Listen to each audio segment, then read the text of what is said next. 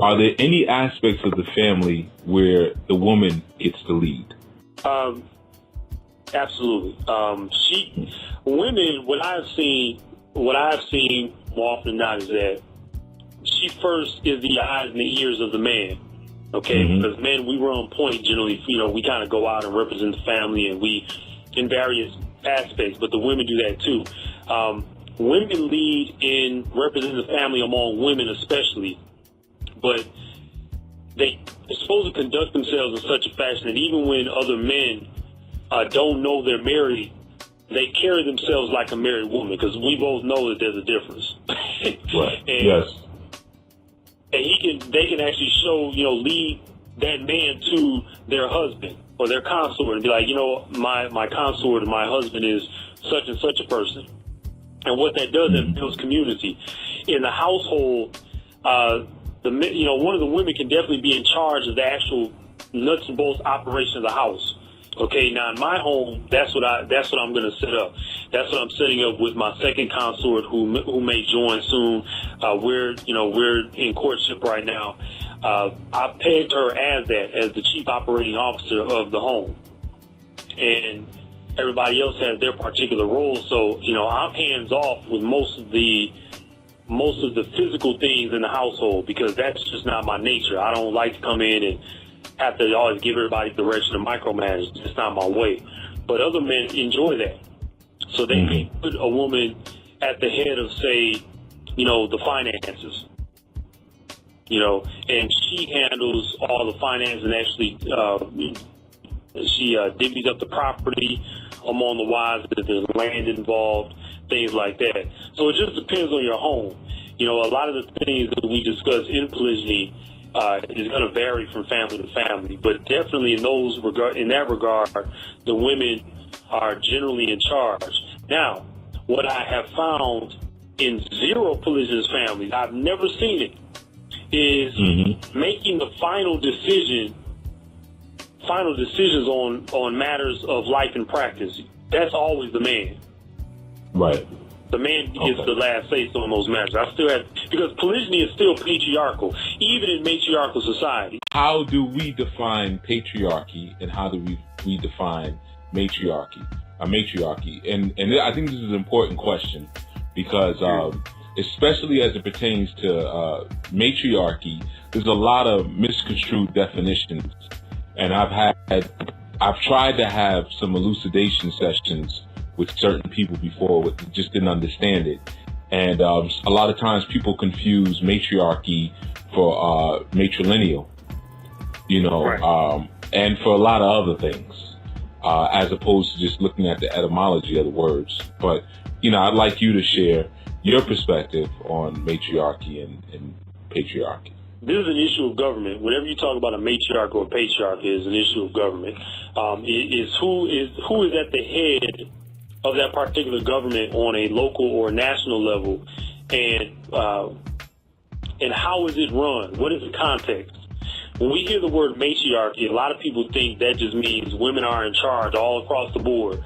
In government, in socioeconomics, they start talking about the home. Oh, the women are in charge. They point to the man and they snap and point, and he goes east when they say east.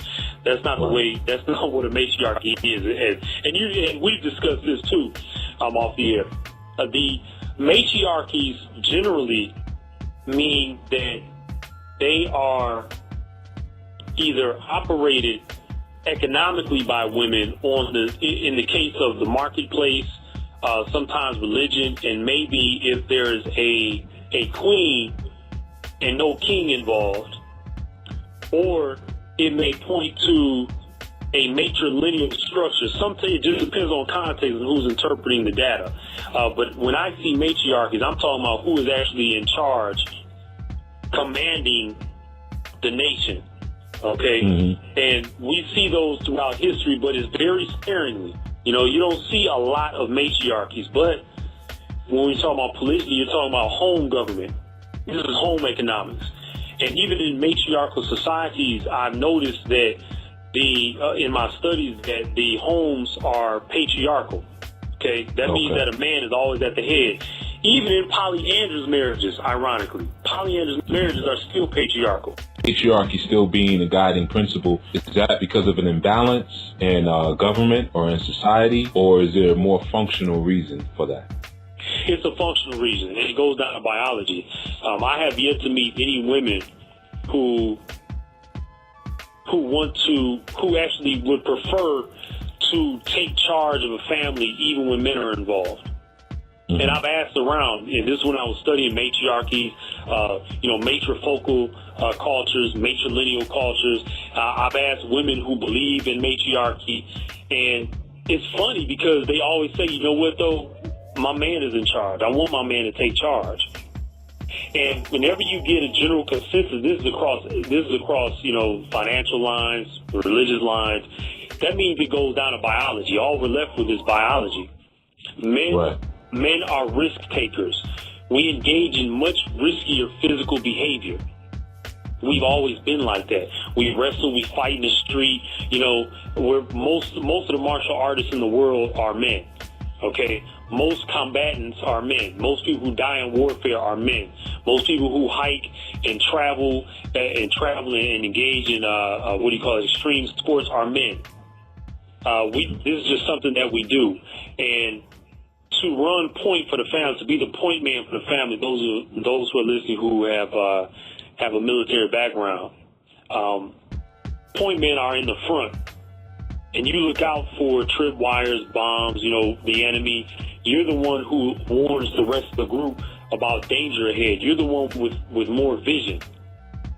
You're the point guard for the family. Mm-hmm. Okay?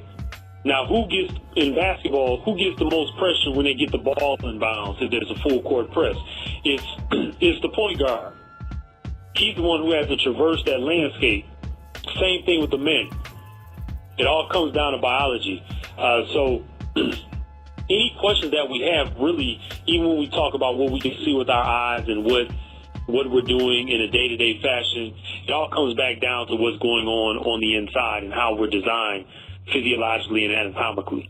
And men are stronger, we're faster, our reflexes tend to be quicker, and the way we think is more panoramic. We see things far off and we say, you know what? That's what we need to do. And our logic is tighter in that fashion than women. Their logic runs on a different plane, and they're very good at multitasking. That's one reason why men like us who like to have business running, and we're forming businesses, we're writing books. We like to look and say, hey, you'll take this part of the family because you're good at this and you like this, and we do that down the line all the way down to the children.